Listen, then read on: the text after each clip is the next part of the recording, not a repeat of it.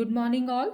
So, today we will cover the second part of the chapter Tropic Movements in Plant. Now, as you all know, plant shows growth movements in response to external stimuli.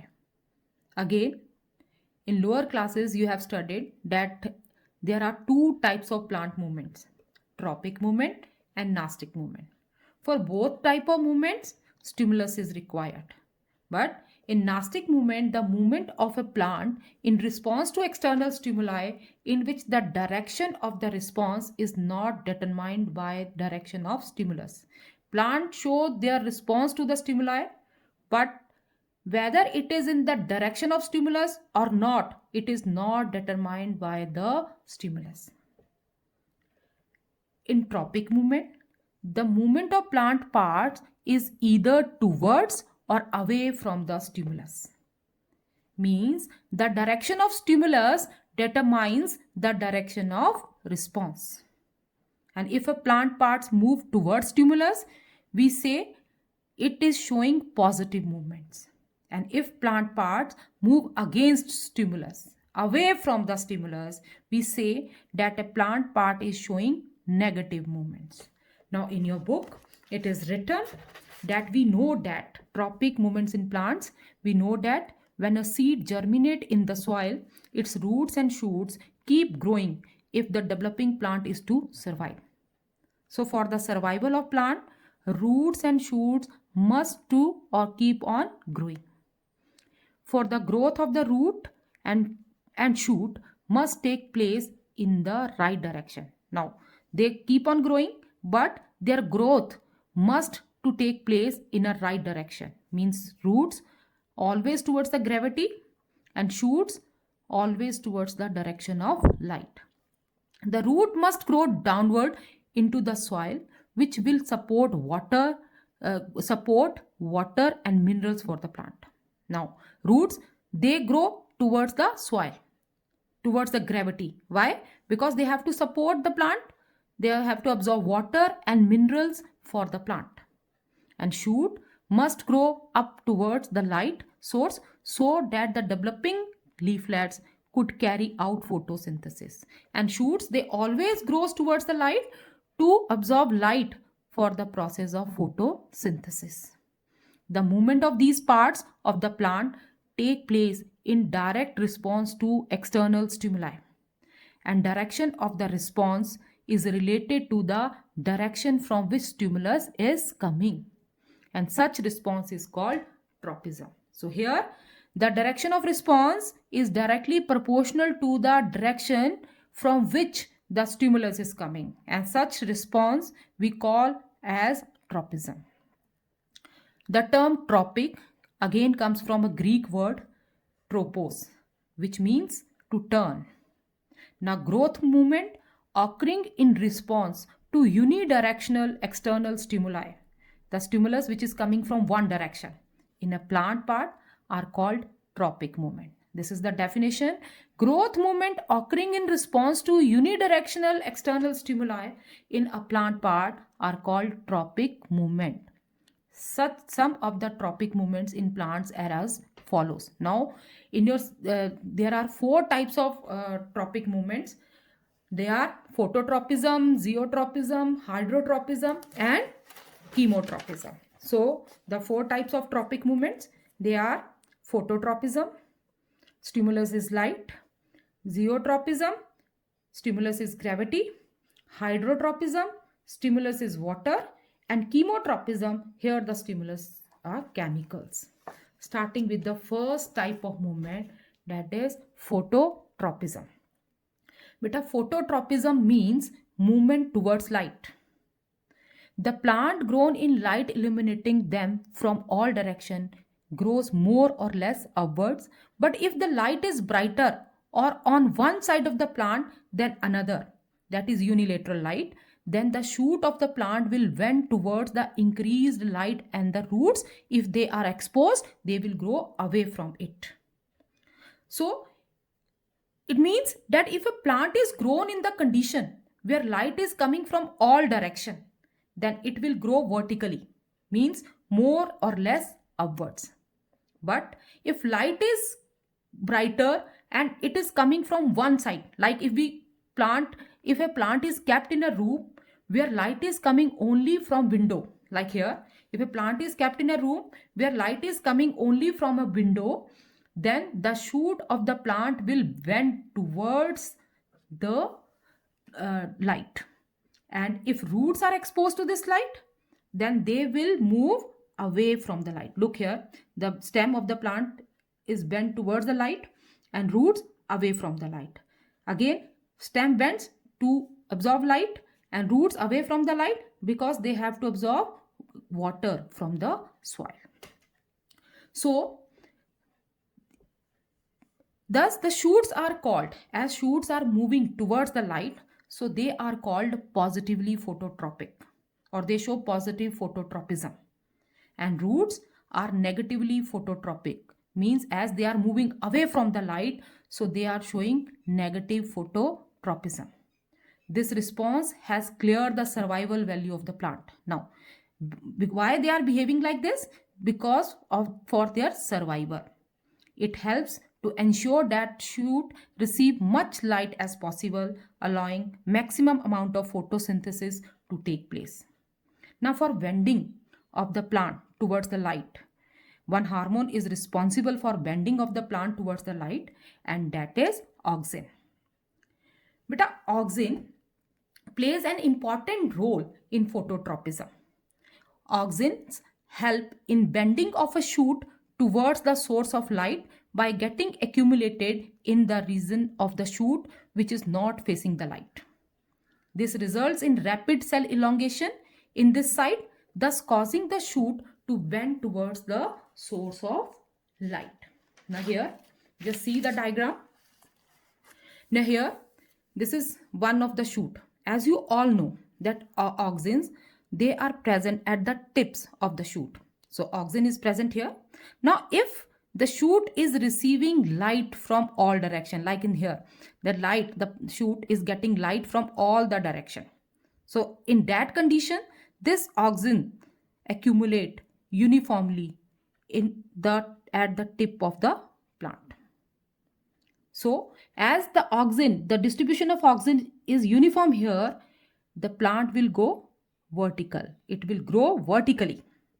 But if same twig receive light from one direction, like here, and this auxin is present here, but when it receive light from one direction, auxin always accumulate itself to the shader side, the side which is not facing the light directly. So here, as light is coming from one direction, the auxin will move to the shader side of the stem here. Now as auxin accumulate at this side, there will be more cell elongation in this side in comparison to another side which is facing the light. So as more cell elongation takes place here, more growth will be on this side of the shoot and it will bend towards the light. Hope this is clear to you. Now after that, there is one activity in your book. Let's read that activity also. Take a healthy potted plant. Keep this plant inside a dark room by the side of an open window. Again, the same thing. We have to keep one potted plant in a dark room where light is coming from one direction only, that is from the window. After a few days, what we are going to notice that the plant bends towards the open window, that is towards light. This is the bending of the plant towards the window because light is coming from the window. Here, the plant is showing positive response to light. What does it mean? That plant is showing positive phototropism. Which part? The shoot of the plant is showing positive phototropism. Now, roots, they are moving away from the light. Just see. And this part of the plant is showing negative phototropism. And you know that why plants show this type of response? Because stem, they contain leaf, so they have to absorb light for the process of photosynthesis. So that's why they bend towards the light. And roots away from the light because they have to fix the plant into the soil and they have to absorb water from the ground or from the soil where it is present. So the next type of movement, zeotropism. Zeo means gravity and tropism means tropic movements. So the term geotropism means growing towards the Earth's gravity. It is also called gravitotropism because towards the gravity, so we call this type of movements as gravitotropism. Now organs which grow towards the gravity are positively geotropic, like root tip. They always moves towards the gravity. And those that grow away from the gravity, they are negatively geotropic. So again, geotropism is of two types. If the plant part is moving towards the gravity, that is positive geotropism. And if the plant part is moving away from the gravity, that is negative geotropism. Now look at this picture. Here one potted plant is taken. So if we take a potted plant which is already kept in a bright sunlight, shoot is always towards the upper side and roots on the towards the ground. Now after taking a plant, tilt it in this way. Now tilt it, keep it in the same way for few days. After few days, uproot the plant. What you are going to observe? The roots of the plant, they will move towards the ground in search of water because they are positively, they show positive geotropic movements. So that's why they move towards the ground in search of water to absorb water. And shoot, they will move on the upward side towards the light to absorb light. That is negative geotropism but positive phototropism. So this is all about geotropism also. Now there is one more activity which is given in your book. Activity number 2. For this, take a few seeds of bean or gram and sow them in moist soil in a glass beaker. In 3 or 4 days, the seeds will sprout. Each seed will give rise to a tiny seedling. You can perform this activity at home also, beta. For this activity, you have to take few seeds of bean or gram easily available in your kitchen. Sow them in moist soil in a glass beaker. So sow them in a soil. So within 3 to 4 days, the seeds will sprout. They show the signs of germination. Each seed will give rise to tiny seedling. Water the seedling regularly. Observe that their growth for 8 to 9 days. What you are going to see that like this, when the seed is sown, then radicle comes out, then pimule, radicle grows into root and pimule grows into shoot. Now what we are going to observe that the roots, they will move towards the soil, means they are showing positive geotropism, and shoot, they always move above the soil or away from the soil, means away from gravity, showing negative geotropism. So hope this is clear to you. Now activity number 3. Now geotropism can be demonstrated in the laboratory with the help of an instrument called clinostat. Now clinostat is an instrument to demonstrate geotropism in plant. It can allow a potted plant to rotate at a very slow speed. Now clinostat is an instrument which allow potted plant to rotate at a very slow speed. Now for this experiment or this activity, we have to take 2 instruments, 2 clinostat. Now fix a potted plant on both of the clinostat like this. This is first clinostat, this is the second. So fix one plant on each of the clinostat. Now keep the clinostat A stationary and clinostat B should be rotating. It must be kept rotating. After some time means after few days, what you are going to observe here, that in the stationary clinostat, the potted plant which is fixed at the stationary clinostat, there the roots of the plants will move downwards or bend downwards and shoot upward, showing positive geotropism by the roots and negative geotropism by the shoot. But the clinostat which is rotating, the plant which is fixed to the clinostat, rotating clinostat, there the plant is growing in a straight direction. That is, there is no bending of roots towards the gravity or shoot towards the light. Why it is so? As clinostat keeps on rotating the plant at a very slow speed. So all parts of the plant are equally exposed to the gravitational force during the rotation. That's why they do not show bending. I think this is clear to you. Now the starting with the next one, that is hydrotropism. Now beta, hydrotropism, the movement of plant parts in response to water or moisture. Hydro means water. So movement of plant part in response to water. Here water or moisture is a stimulus. Movement of plant part in response to water or moisture is called hydrotropism. When a plant part grows towards the source of moisture, means when a plant part grows towards water, it is said to be positively hydrotropic. The growth of root is always towards the moisture, so they are positively hydrotropic also. And when plant part grows away from the source of moisture, they are said to be negatively hydrotropic, and shoots are negatively hydrotropic. So this is all about hydrotropism. Now we are going to start with thigmotropism. The growth movement of plant parts in response to touch stimulus is called thigmotropism. Means when plant part moves according to touch, those type of movements are known as thigmotropic movements. These interesting responses are seen in response to touch in some of the plants like sweet pea, cuscuta and vines. All these plants, they have weak stems and cannot stand upright by themselves.